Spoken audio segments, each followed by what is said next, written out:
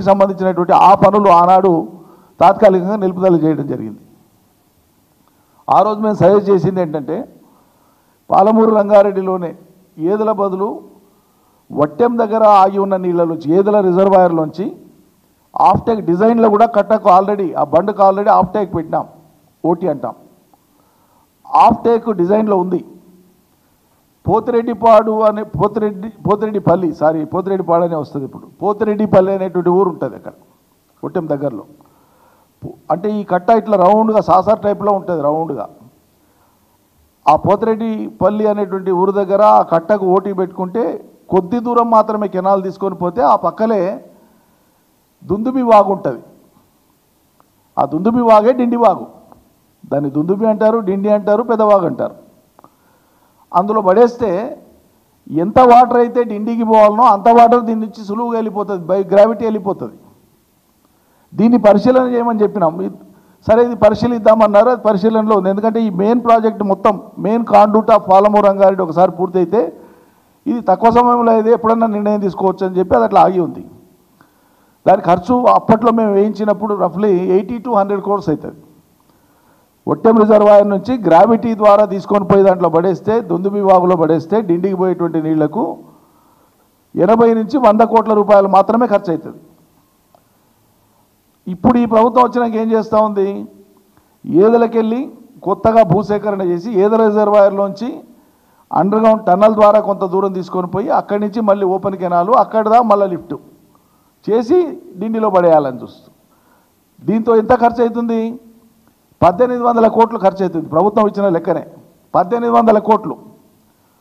1800 కోట్లు ఖర్చు పెట్టి 80 నుంచి 100 కోట్లతో అయ్యేటువంటి పని, అతి తక్కువ భూసేకరణ ఉండేటువంటి పని, అతి తక్కువ సమయంలో అయ్యేటువంటి పని, లిఫ్ట్తో సంబంధం లేకుండా గ్రావిటీతో అయ్యేటువంటి పని, దీన్ని విస్మరించి పక్కకు పెట్టి పరిశీలనలోకి తీసుకోకుండా 1800 కోట్లతో అయ్యేటువంటి పనికి శ్రీకారం చుట్టి టెండర్లు పిలిచినారు. మొదటి దశలో 1300 కోట్ల టెండర్లు ఫైనలైజ్ అయిపోయినాయి ఆల్రెడీ. ఈ 1300 కోట్ల టెండర్లు ఇదివరకే నేను చెప్పినాను, ప్రెస్లో కూడా చెప్పినాను. ముఖ్యమంత్రి గారి బావమరిది గారు ఇంకా కొందరికి అక్కడ ఆ వర్క్స్ అలాట్ అయినాయి. సరే టెండర్స్ ఎవరైనా రావచ్చు, ఎవరైనా పార్టిసిపేట్ చేయొచ్చు, అక్కడ నేనేమి మోటివ్ అట్రిబ్యూట్ చేస్తలేను.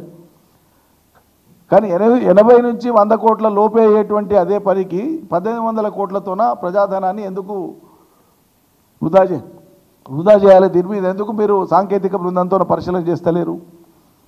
అందుకే మేము ఏమంటున్నామంటే నల్లగొండ ఖచ్చితంగా నీటి ఇవ్వాల్సిందే డిండి ద్వారా. తక్కువ ఖర్చుతో ఇచ్చే అవకాశాన్ని పక్కకు పెట్టేసి 1800 కోట్లు ఎందుకు వృధా చేస్తారు?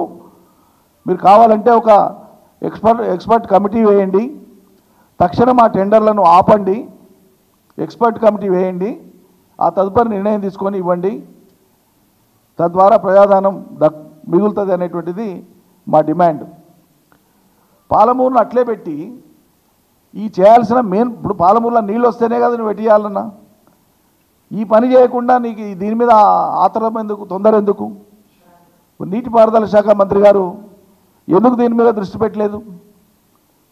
ఇంకోటి ఏంటంటే యాదృచ్ఛికము, ఆయన తక్కువ సార్లు వచ్చిండో ఎన్నిసార్లు వచ్చిండో ఆ ప్రాంతానికి నాకు తెలియదు, కానీ ఆ దుందుబి వాగు ఒడ్డునే వాళ్ళ అత్తగారి ఊరు, ఉత్తమ్ కుమార్ రెడ్డి గారి అత్తగారి ఊరు ఆ దుందుబి వాగు పక్కలే ఉంటుంది. ఆ వాగులో గ్రావిటీతో వేస్తే మీకు డిండికి నీళ్ళు వచ్చే పరిస్థితి ఉన్నప్పుడు ఎందుకు ఈ టెండర్స్? మీరు ఇప్పుడైనా పరిశీలన చేయండి ఉత్తమ్ కుమార్ రెడ్డి గారు. మరి ముఖ్యమంత్రి గారికి వేరేమైనా ఉద్దేశం ఉందేమో తెలియదు, మీరు దీని మీద ఎందుకు సాంకేతికంగా ఎగ్జామిన్ చేయరు? మీరు ఇరిగేషన్ మినిస్టరే కదా. తక్కువ ఖర్చుతో నీళ్ళేది ఎందుకు చేయరు? ఇదే పాలమూరు గతంలో చెప్పినాను చాలాసార్లు, హరీష్ రావు గారు కూడా చెప్పారు. ఇదే పాలమూరులో అంతర్భాగంగా నారాయణపేట, కొడంగల్ ప్రాంతాలకు నీళ్లు పోయేటువంటిది మేము కెనాల్స్కు టెండర్సే పిలిచినాం మా ప్రభుత్వంలో. ఎన్నికల ముందు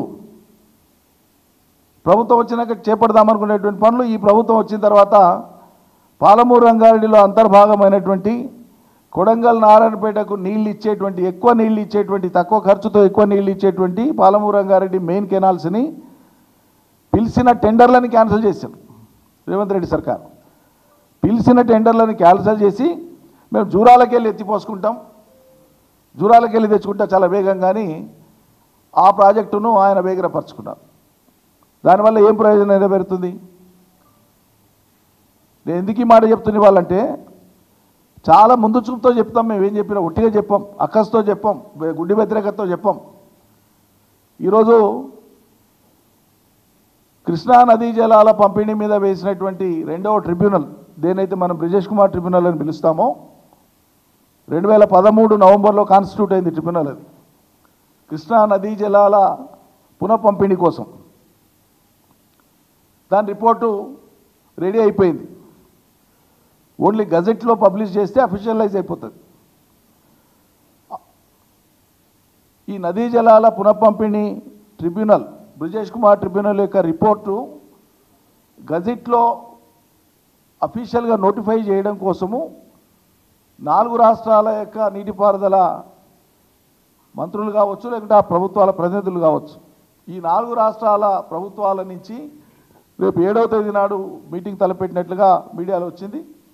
ఆ మీటింగ్లో 7వ తేదీ నాడు వాళ్ళు అఫీషియలైజ్ చేయాలనుకుంటున్నారు. ఒకవేళ చేస్తే దాని పర్యవసానం ఏంటంటే ఇమ్మీడియట్గా అది యథాతథంగా ఆమోదిస్తే తెలంగాణ ప్రభుత్వం కనుక